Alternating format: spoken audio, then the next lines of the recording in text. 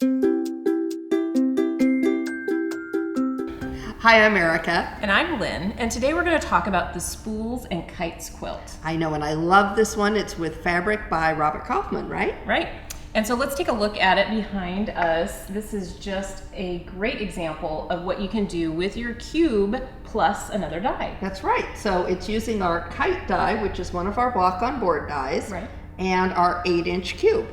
Okay, so today what we're going to do is we're going to focus on the kite. Right, and so that's going to be this square here. Right. And this, like I said, is a block-on-board die, and this is what we're going to make. All right, and then I just want to mention that the spool die, which is really pretty cool, you can take your cube shapes to make this great version of a spool block. And it's the 8-inch that we mentioned before, and then there's 4 dies out of it that you use to create that. That's right. All right, so should we go ahead? We're going to start. We'll cut the kite quarter block out. All right, so here there's 2 shapes on the die, and then the one shape, there's 2 of the same for the side pieces. Right. Okay, so one key thing to keep in mind is that on the die, the side pieces they're going in the same direction, and we actually need them to go in opposite directions. Right. So this is a perfect time to do fan folding. Excellent. All right, so what we've got here with the white fabric, we've got 2 layers. Now again, you can cut up to 6 layers with this die. But we do have them, we do have it fan folded, so we've got right sides together. And then we've got just 1 layer for our center shape, and we've got it on the lengthwise grain. Right, and if we did 4 layers of each, I think we'd have enough for our 8-inch block. Is that right, Lynn? Yes. Okay, perfect. Great. Okay, so I'm just gonna run this through our Go cutter. And this is a die that would work in any of our 3 cutters. Actually, you could even do this with your Go Baby. Right, so pretty easy all the dies are compatible with all 3 cutters, so you can cut all of those shapes out pretty quickly. Yeah. All right, so I'm gonna give you these pieces. Okay. Okay, that's great. All right, so now we're going to go ahead and sew the edge pieces on. And we want to be sure that we have it laid out correctly. So we could look at that, but that's not going to give us the right shape. So we actually need to lay out this way. And when we do lay it out correctly, it will actually line up with our dog ear. So you'll see that when it's lined up correctly, your top corner is going to match,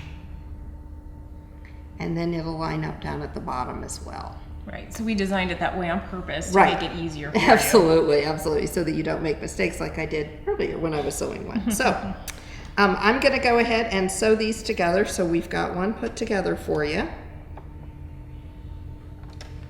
And So we're just using a standard 1/4-inch seam allowance. right, and because those dog-eared corners are already cut, that's going to help us cut down on the bulk, besides just helping us be sure that we've got it laid out correctly. Now, if I was sewing this, I'd go ahead and do all of my left-hand sides first, Okay. press them out, and then go ahead and go back and chain piece all of the other side together. I think doing that would make it go really quickly for you, and you'd have it in no time. So again, we can go ahead and make sure that we've got this laid out correctly. And it's always good. A lot of times I will make a sample block, Lynn, before I go ahead and do my whole block. So again, I want you to see we've got this lined out so that it's going to fit up perfectly again for us. Right, so definitely saving a lot of time without having to pin. That's right. On this one for sure, you don't need to do that. Oh no, you certainly wouldn't. Now I might pin when I was putting my squares together, just because that's how I tend to roll. We've talked about that before. Garment sewers, I know, pin more. So just to get that point in the center, but really this is such an easy block and it goes together so well, and those dog-eared corners make it so easy, Lynn. I think it's a great even beginner block. So again, I'm going to just set that and press it out, and just like that we've got the 1/4 block done. And really you can see how quickly you'd get all of those blocks done to put this quilt together.